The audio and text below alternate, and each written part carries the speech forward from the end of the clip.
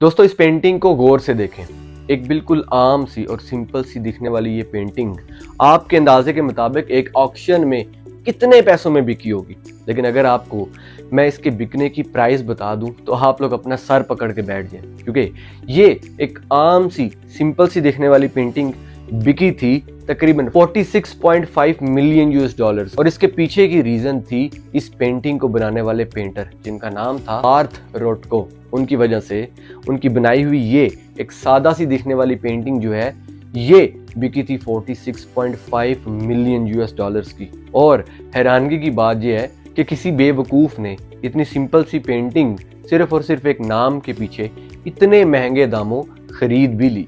Welcome to amazing random fact, एक ऐसी मुनफरिद series जहां पे आपको दुनिया भर से अमेजिंग फैक्ट्स देखने को मिले जिनको देखने के बाद आप भी बोलेंगे नहीं, मैं नहीं मानता। मेरा नाम है मोहम्मद उमैर और आप देख रहे हैं Umair TV.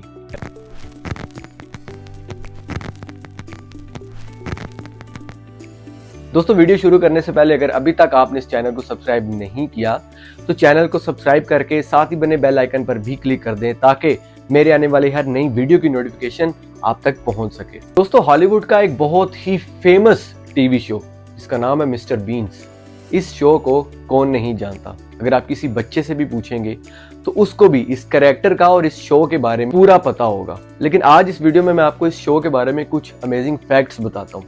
First of all इस शो का जो नाम है मिस्टर बीन्स, ये मिस्टर बीन्स बाय मिस्टेक पड़ा था। पहले इसका नाम रखा जाना था मिस्टर कैरेट, लेकिन बाद में इसका नाम चेंज कर दिया गया और मिस्टर बीन्स रखा गया। इस शो की सिर्फ और सिर्फ 14 एपिसोड से रिलीज की गई और दोस्तों देखते ही देखते सिर्फ 14 एपिसोड्स के साथ ये शो पूरी दुनिया में बहुत ज्यादा फेमस हो गया। इतना फेमस हो गया कि आज दिन तक इस शो को देखा जाता है और आज के दौर पर इस शो के जितने भी क्लिप्स हैं उनका इस्तेमाल ज्यादा से ज्यादा मीम्स में किया जाता है। इस शो में जो कैरेक्टर परफॉर्म किया था मिस्टर बीन्स का, उनका नाम था रॉवन एटकिंसन और उन्होंने इस शो को 14 एपिसोड्स के बाद करने से इनकार कर दिया था, क्योंकि जितना फेम और जितनी पॉपुलैरिटी उनको इस शो से मिली शायद ही किसी स्टार को इतनी पॉपुलैरिटी मिलती। लेकिन एक दिन उन्होंने इस शो में काम करने से इनकार करने की वजह सबके सामने रख दी और वो ये थी कि वो इस शो के रिलीज होने के कुछ टाइम के बाद दुनिया में जहां पर भी जाते थे तो लोग उनको मिस्टर बीन के कैरेक्टर से ही पहचानते थे, ना कि उनकी असली शख्सियत से।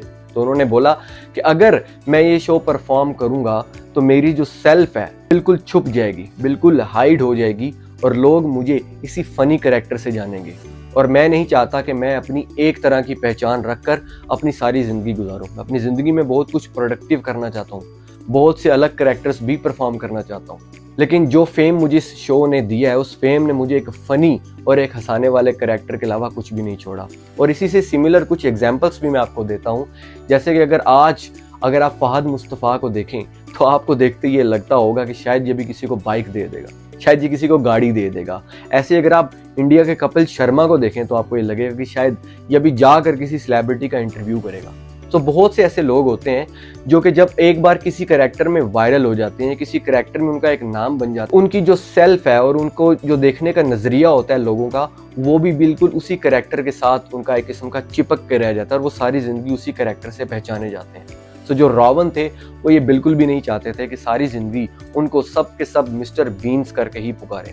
वो इसके अलावा और बहुत से कैरेक्टर करना चाहते थे। लेकिन जितनी कामयाबी सिर्फ 14 एपिसोड्स के साथ इस शो को मिली थी शायद ही किसी और शो को मिली होगी। दोस्तों वैसे तो टॉम क्रूज जो कि मेरे खुद के फेवरेट है, वो मशहूर हैं अपनी मूवी की एग्जीक्यूशंस, अपने रियल स्टंट्स और उसकी प्रोडक्टिविटी के लिए, जो कि ऑलमोस्ट जिनका कोई भी स्टंट मैन नहीं, और वो अपनी सारी मूवीज के जो स्टंट्स हैं वो खुद परफॉर्म करते हैं। जैसे कि मिशन इम्पॉसिबल के रिसेंट पार्ट में उन्होंने तेलमा इंडस्ट्री की हिस्ट्री का सबसे बड़ा स्टंट किया, वो जो बाइक का स्टंट था जिसमें उनको एक पैराशूट खोलना होता है। सो अब टॉम क्रूज और नासा की आपस में कोलैबोरेशन हो चुकी है और टॉम क्रूज की अब बहुत जल्द आपको एक ऐसी मूवी भी देखने को मिलेगी जो कि इंटरनेशनल स्पेस स्टेशन में जाकर टॉम क्रूज परफॉर्म करेंगे। मतलब दुनिया में जितने भी स्टंट्स थे वो टॉम क्रूज परफॉर्म कर चुके हैं।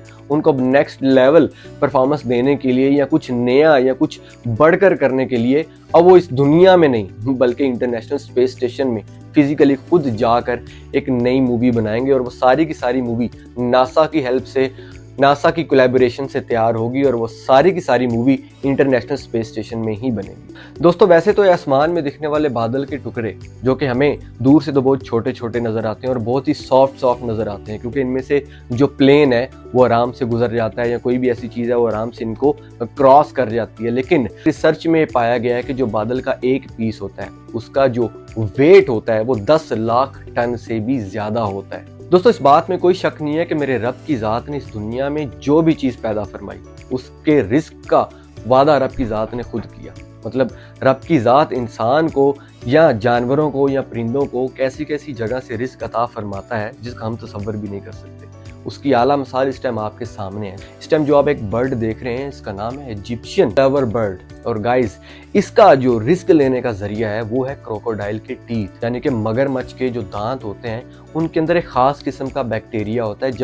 जब भी वो हंट करता है या अपना शिकार खाता है तो उसके दांतों के अंदर एक खास किस्म का बैक्टीरिया होता है जिसको ये परिंदा खाकर अपना पेट भरता है। और जब ये इजिप्शियन फ्लावर बर्ड क्रोकोडाइल के टीथ से वो फूड ले रहा होता है तो इत्तेफाक की बात यह है कि कोई एक सिंगल केस भी ऐसा नहीं है कि क्रोकोडाइल ने तब इस बर्ड को बाइट किया हो या इस बर्ड को ही खा गया हो। I'm sure आप में से बहुत से लोग एप्पल यूजर होंगे, एप्पल के फैन भी होंगे और उनकी एंड्रॉइड वालों से बहुत ज्यादा जंग भी होती होगी। लेकिन क्या आपको पता है कि एप्पल के पीछे का जो लोगो है जो कि बहुत टाइम तक फेमस रहा, एप्पल हमेशा अपने लोगो की वजह से पहचाना जाता था और उसकी क्लास भी उसके लोगो की वजह से ही पहचानी जाती थी। वो एक अलहदा बात है कि एक्स के बाद एप्पल का लोगो थोड़ा सा हट गया और एप्पल के ये जो 3i कैमराज हैं इनकी वजह से अब एप्पल की पहचान होती है या एप्पल की रिप्रेजेंटेशन इन कैमरास की वजह से होती है। तो एप्पल का जो लोगो था गाइस वो तैयार किया था रॉब जनूफ ने। सो गाइस इनमें से आपको कौन सा फैक्ट सबसे ज्यादा अच्छा लगा मुझे चैट सेक्शन में जरूर बताइएगा। अगर आप भी अपना कोई फैक्ट मेरे साथ शेयर करना चाहें तो आप मुझे इंस्टाग्राम पर DM कर सकते हैं। इंशाल्लाह आपसे अगली वीडियो में मुलाकात होगी। अपना बहुत ख्याल रखिएगा। अल्लाह हाफिज।